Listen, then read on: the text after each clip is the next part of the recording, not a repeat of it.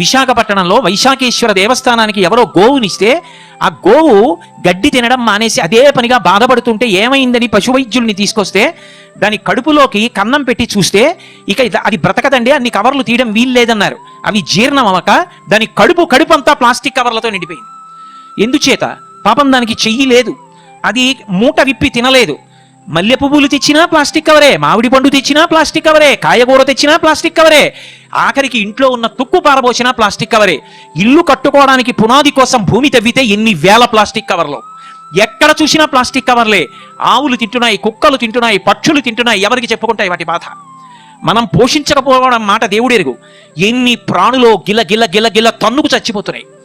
కనీసం ఒక సైను బట్టతో తయారు చేసినటువంటి బట్ట సంచి 10 రూపాయలు ఉంటుంది. మడిస్తే చిన్నదైపోతుంది, జేబులో పెట్టుకుని వెళ్ళిపోవచ్చు. ఓ చిన్న సంచి పట్టుకెళ్ళి కావలసిన వస్తువులను అందులో తీసుకురావడానికి కూడా ప్రభుత్వం పరిశీలించి ప్లాస్టిక్ కవర్ పట్టుకెళ్లిన వాడి మీద అపరాధ రుసుము వేస్తే తప్ప మారరు అన్న స్థితి వస్తే దేశం ఎప్పటికీ బాగుపడుతుంది? ఎప్పటికీ ప్రకృతి మాతకు నీరాజనం. శుష్క వేదాంతం వల్ల ఈ ఆచరణ సాధ్యం కాని విషయాలు ఎన్ని వల్లిస్తే మాత్రం ప్రయోజనం ఉంటుంది?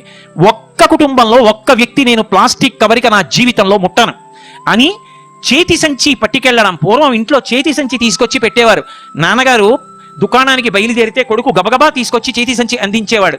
ఆదివారం వస్తే తల్లి చేతి సంచి ఉతికి అన్ని బట్టలతో పాటు ఆరేసేది. ఒక్క చేతి సంచిని మనం వాడడం అలవాటు చేసుకోగలిగితే ఎన్ని వేల ప్రాణులు బ్రతుకుతాయో. ఉత్సవాల పేరు చెప్పి ఎక్కడ పడితే అక్కడ ప్లాస్టిక్ తోరణాలు కడితే రేపు పొద్దున్నవన్నీ భూమిలో పడిపోతే, భూమిలోకి అవి శిథిలం కాకపోతే, ప్రాణులన్నీ తిని మరణిస్తుంటే ఆ పాపం మనది కాదా? ఆ పని ఏ ప్రాణి చెయ్యదు. ప్లాస్టిక్ కవర్ పట్టుకుని కుక్క వెళ్ళదు, పిల్లి వెళ్ళదు, పంది వెళ్ళదు, నల్లి వెళ్ళదు, నక్క వెళ్ళదు. నేనే పెడుతున్నాను. ఏ ప్రాణి ఇతర ప్రాణిని విషతుల్యం చేసి పంచభూతాల్ని పాడు చేయట్లేదు. నీరు నాది, నిప్పు నాది, భూమి నాది అని పంచుకుని పాడైపోతున్నది ఎవరైనా ఉంటే మనిషి ఒక్కడే. మిగిలిన ఏ ప్రాణులు ఇలా పంపకాలు చేసుకోలేదు, దెబ్బలాడుకోలేదు. ఇది నాదన్న మాట వాడలేదు.